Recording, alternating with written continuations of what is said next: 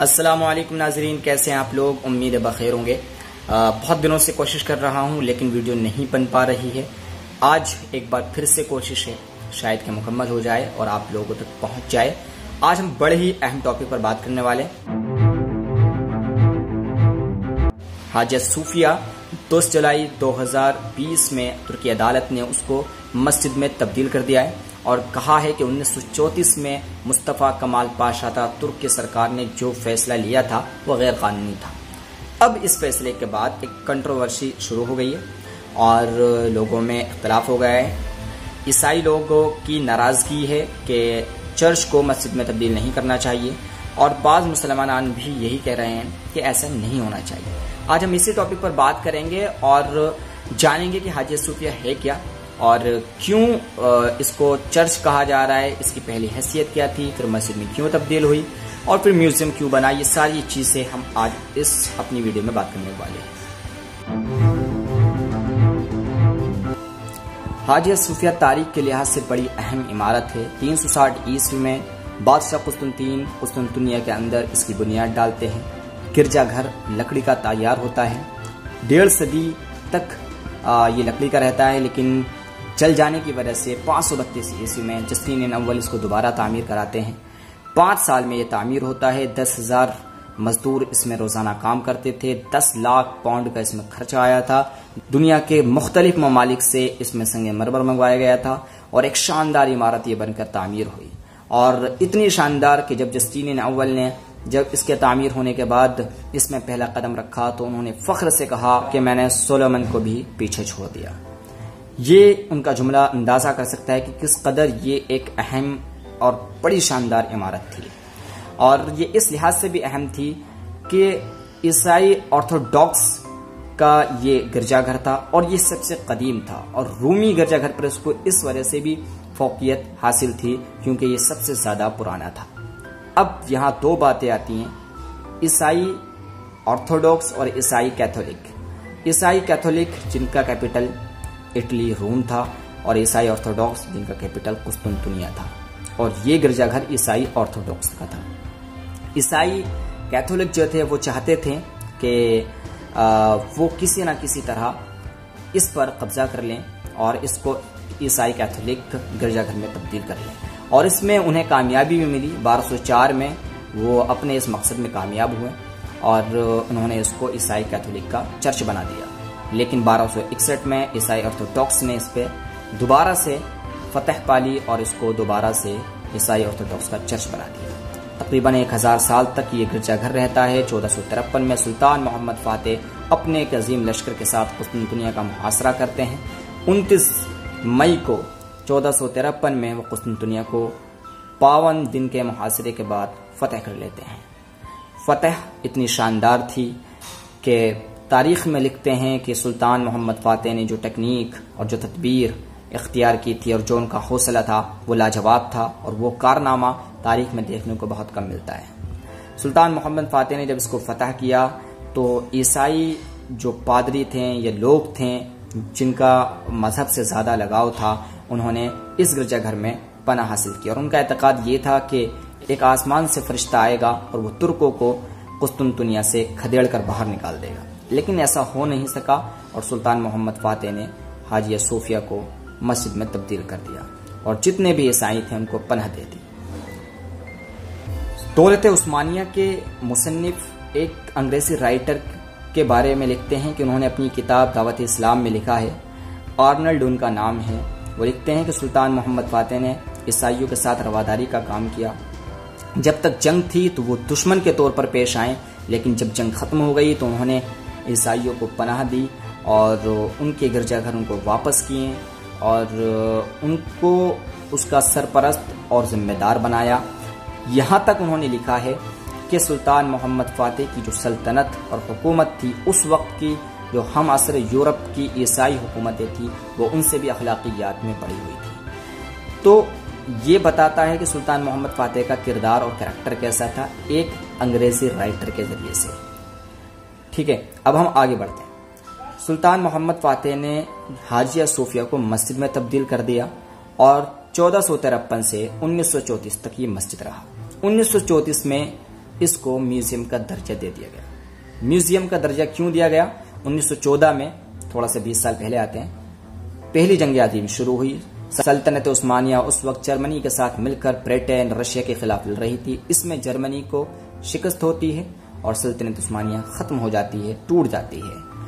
1923-29 अक्टूबर को तुर्की को Republic declare कर दिया जाता है, एक सेकुलर कंट्री बना दिया जाता है और पहले राष्ट्रपति इसके बनते हैं मुस्तफा कमाल पाशा अतातुर्क।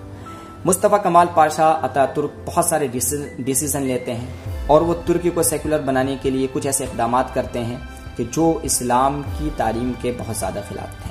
मसलन उन्होंने बुर्क़े पर पाबंदी लगाई।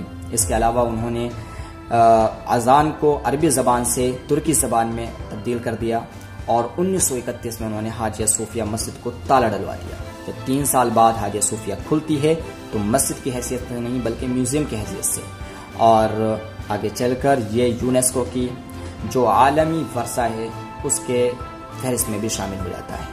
तो 1934 से 2020 तक 86 साल तक ये म्यूजियम की हैसियत से तुर्की में कायम रहा।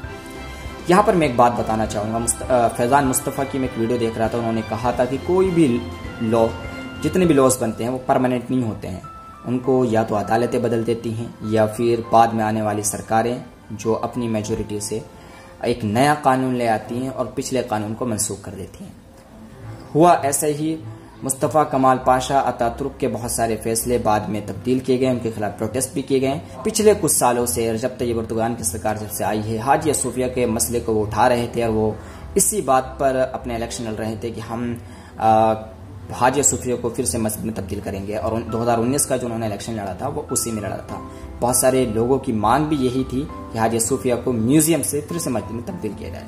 2020 को रजब तैयब एर्दोगान की सरकार में तुर्की अदालत ने उसको मस्जिद में तब्दील कर दिया। ये हाजिया सूफिया की तारीख है। अब कंट्रोवर्सी क्या है कि हाजिया सूफिया को मस्जिद में तब्दील नहीं करना चाहिए था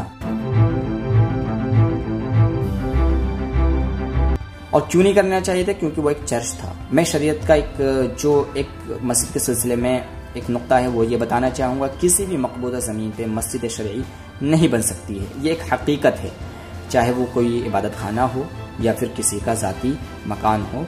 अगर उसको कब्जा किया गया है, ज़बरदस्ती बनाया गया है, मस्जिद शरई नहीं बनेगी। लेकिन यहाँ सूरत हाल दीगर है और वो कैसे हैं मैं आपको बताना चाहूँगा।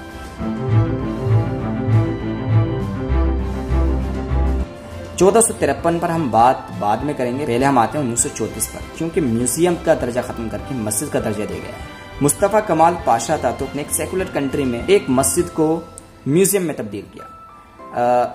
मैं जहाँ तक समझता हूँ सेकुलर कंट्री के अंदर कोई भी ऐसा कदम उठाना कि जिससे किसी की वर्शिप पैलेस को टारगेट किया जाए, ये काफ़ी बहुत भोंडा किस्म का, ये एक सख्त अल्फाज में कह रहा हूँ, कदम होता है। तो मुस्तफ़ा कमाल पाशा अतातुर्क ने जो किया वो शायद काफ़ी मुश्किल उनका फैसला था, क्योंकि 1934 में और तकरीबन 11 साल हो चुके थे सेकुलर बने हुए, तो तमाम लोगों को अपने वर्शिप पैलेस में इबादत करने की आज़ादी मिलनी चाहिए। लेकिन उन्होंने ऐसा नहीं किया और बहुत सारे उनके फैसले ऐसे आए जो इस्लामी तालीमात के खिलाफ थे और वो ये दिखाना चाहते थे लोगों को कि देखो तुर्की किस कदर एक सेकुलर मुल्क है, कि कहाँ वहाँ पर बिल्कुल मजहब से बिल्कुल मजहब को सामने नहीं रखा जाता है और मजहब से दरकिनार होकर फैसले लिए जाते हैं। ये उन्होंने अपना दिखाना चाहा और 1934 में उन्होंने जो मस्जिद को तब्दील किया, म्यूजियम का दर्जा दिया, एक सेकुलर मुल्क के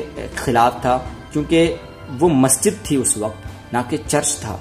और अगर उनको तब्दील ही करना था तो फिर चर्च में तब्दील करना चाहिए था, ना कि म्यूजियम में, क्योंकि इस्लाम का हुक्म ये है कि अगर ऑक्यूपाई किया है, कैप्चर किया है, जबरदस्ती लिया गया है, तो फिर आप उसको दीजिए जो उसका मालिक है। तो मालिक चर्च वाले थे तो उनको देना चाहिए था, ना कि म्यूजियम बनाने चाहिए था। बीच का रास्ता जो आपने इख्तियार किया उसकी में एक सियासत थी, और वो सियासत कैसे थी हम आगे उस पर बात करने वाले हैं। तो ये जो एक फैसला है वो 1934 का था, और 34 में जो एक तारीखी गलती हुई थी उसको अदालत ने ठीक किया है। ये मैं बताना चाहूंगा, तुर्की अदालत ने ये फैसला लिया है, वहाँ की गवर्नमेंट ने फैसला, गवर्नमेंट के मैनिफेस्टो में भले ही से वो शामिल था और वो चाह भी ये रहे थे, लेकिन फैसला अदालत का है और अदालत ने उसको गैर कानूनी गलत दिया है। और याद रखें, किसी भी सेकुलर कंट्री में फैजान मुस्तफ़ा की जो बात मुझे याद आती है, कोई भी लॉज परमानेंट नहीं होता है। एक लॉ बनाया था मुस्तफ़ा कमाल पाशा अतातुर्क ने, और वो लॉ खत्म हो गया 2020 में अदालत के जरिए से, तो इसमें कोई क्वेश्चन नहीं होना चाहिए। और अगर वो किसी सरकार के जरिए से भी होता तब भी नहीं होना चाहिए, क्योंकि बहुत सारी हमारी कंट्री में देख लीजिए आप, बहुत सारे जो हमारी जो पिछली गवर्नमेंट्स थी, सरकार से उन्होंने फैसले लिए थे, उनको खत्म कर दिए गए और दूसरे फैसले लाए गए। तो ऐसा सेकुलर मुल्क में होता रहता है। और दूसरी चीज, एक बाबरी मस्जिद को लेकर जो सुप्रीम कोर्ट का फैसला था कि बाबरी मस्जिद के अलावा जितनी भी वर्शिप पैलेसेस हैं आजादी से पहले, वो उसी हालत में रहेंगे, उनको बिल्कुल नहीं छेड़ा जाएगा, उन पर कोई भी समाअत, कोई भी हियरिंग सुप्रीम कोर्ट नहीं करेगा। उसकी वजह ये थी कि इस तरह के मुद्दों को उठाकर लोग पॉलिटिक्स करते हैं, सियासत करते हैं, लोगों के जो जज्बात हैं अपने मजहब को लेकर, अपनी इबादत को लेकर, उससे वो खेलते हैं, तो उसका फायदा उठाते हैं। तो इसलिए सुप्रीम कोर्ट का ये फैसला बहुत ही अच्छा था कि हम किसी भी वर्शिप पैलेस के बारे में अर्जी लेंगे नहीं, समाअत ही नहीं करेंगे, क्योंकि ये इसके जरिए पॉलिटिक्स की जाती है।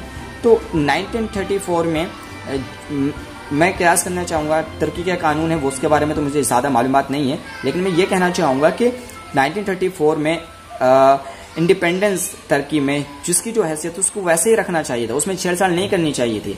हाँ, अगर इंडिपेंडेंस के बाद किसी मस्जिद को तब्दील या किसी चर्च को तब्दील किया गया है तो उसमें आप चेंजिंग कर सकते हैं।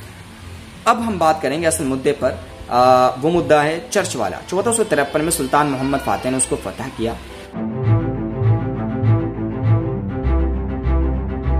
यहां मैं आपको एक रूल बताना चाहूंगा, और फैजान मुस्तफ़ा ने भी अपनी वीडियो में यही कहा था कि बादशाहों का मिजाज ये होता था कि जब वो किसी मुल्क को कैप्चर करते थे और कन्क्वेयर करते थे तो वो अपने हिसाब से उसमें चेंजिंग करते थे और बहुत सारी तब्दीलियां लाते थे, और ऐसा होता आया है। उन्होंने आर्यन की बात की, जब आर्यंस इंडिया में आए तो उन्होंने बहुत सारी चेंजिंग की।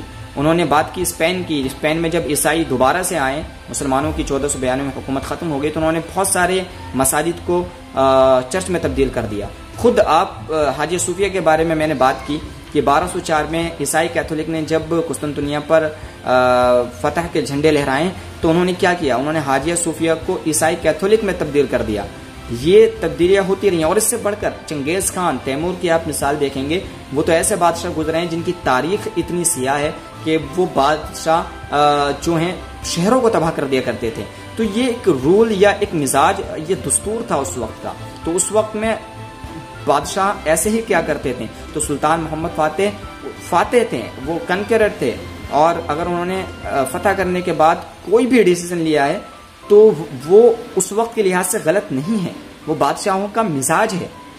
अब इस वक्त के दौर को उस वक्त के दौर पर कयास करना ये बिल्कुल समझ से परे है, पहली चीज। अच्छा, इस्लाम में क्या हुक्म है? इस्लाम में भी इस बारे में दो राय आती हैं कि अगर आप किसी इलाके को फतह करते हैं तो बहुत सारे उलमा कहते हैं कि फिर वो आपका मफतूहा इलाका आपके ऊपर डिपेंड करता है कि आप उसमें क्या तब्दीलियां करने चाहें।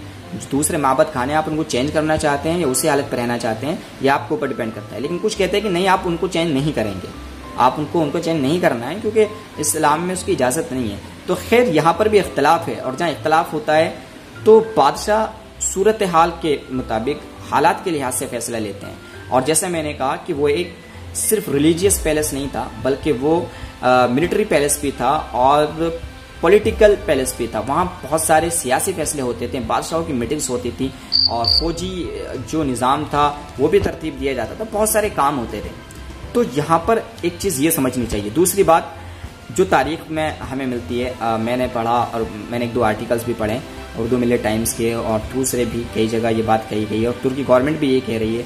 एक इस्लामिक हिस्ट्री के प्रोफेसर है, मैंने उनसे फ़ोन पर बात की, उन्होंने भी ये कहा कि सुल्तान मोहम्मद फातेह ने उसको परचेज़ किया था, उसको ख़रीदा था, और अपने ज़ाती पैसे से ख़रीदा था। जब सुल्तान मोहम्मद फातेह ने उसको ख़रीद लिया तो ख़रीदने के बाद कोई कंट्रोवर्सी नहीं रहनी चाहिए, क्योंकि हमने मालिक से उसको ख़रीद लिया, अब हमारी मर्ज़ी, हम उसे जो चाहें बनाएं।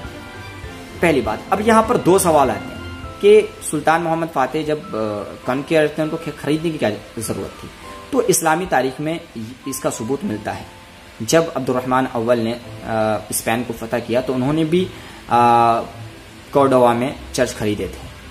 इसी तरीके से जामे दमिश्क के बारे में भी आता है कि वो भी पहले चर्च था, उसको परचेज किया गया था। तो इसी तरह से सुल्तान मोहम्मद फातेह ने इसको परचेज किया और ये इस्लामी तारीख में मिलता है। और ऐसा क्यों? क्योंकि वो जबरदस्ती नहीं करना चाहते थे, वो चाहते थे कि हम बखुशी, इजबारी तौर पर नहीं, बखुशी रजामंदी से उसको हासिल करें, पहली चीज। दूसरी चीज, क्या किसी का इबादत खाना आप खरीद सकते हैं? इतना बड़ा इबादत खाना सबसे करीम क्या कोई बेच सकता है? गिरजाघर, क्या ऐसा हो सकता है? ये तो समझ में नहीं आता है। तो बहुत सारी साइट ऐसी मिली कि जहां चर्च सेल हो रहे हैं। यूरोप में ऐसा होता आया है और आज भी हो रहे हैं, जैसे कि कोर्डोवा की मिसाल है, जैसे कि जामे दमिश्क की मिसाल है। तो तारीख में ऐसा होता है। दूसरी बात यह है कि सुल्तान मोहम्मद फातेह ने हाजिया सूफिया के अलावा दूसरे चर्चों को चेंज नहीं किया, उनको अपनी असली हालत पर रहने दिया। जैसे कि आर्नल्ड ने ये बात कही है और गबन ने भी ये बात कही है। बहुत सारे अंग्रेजी राइटर ऐसी बात कह रहे हैं कि किसी और को तब्दील नहीं किया गया। तो अगर किसी उसको तब्दील करना ही था, बाकी को भी कर देना चाहिए था, लेकिन नहीं किया। तो उस वक्त में कंडीशन क्या थी? मुसलमान हुक्मरान जहां भी गए, अगर उन्होंने किसी दूसरे माबद खाने को बदल कर मस्जिद की हैसियत दी है या उसको खत्म किया है, तो उसमें पॉलिटिकल इशू रहता था। बहुत सारी जगह पर ऐसा हुआ है, लेकिन वो पॉलिटिकल इशू रहता था। तो ये चीजें समझने की जरूरत है कि सुल्तान मोहम्मद फातेह ने जो किया उस टाइम पर दूसरे बादशाह भी ऐसे ही करते थे। लेकिन आप अगर इस्लामी नुक्ते नजर से देखेंगे तो वहां पर भी उलमा की राय अलग अलग है और परचेज की सूरत में तो कोई शुबा ही नहीं बचता। तो इस बारे में आपके कमेंट्स क्या हैं, हम जरूर पढ़ेंगे। और अगर आपको हमारी वीडियोस पसंद आती हैं तो जरूर शेयर करें, लाइक करें और सब्सक्राइब करें। और हम फेसबुक पर भी अपनी वीडियो अपलोड करना चाहेंगे। और अगर आप हमें फेसबुक पर देखें तो ज़रूर हमारा यूट्यूब चैनल पर आकर हमें सब्सक्राइब करें। बाकी अगली वीडियो में मिलते हैं। अल्लाह हाफिज़।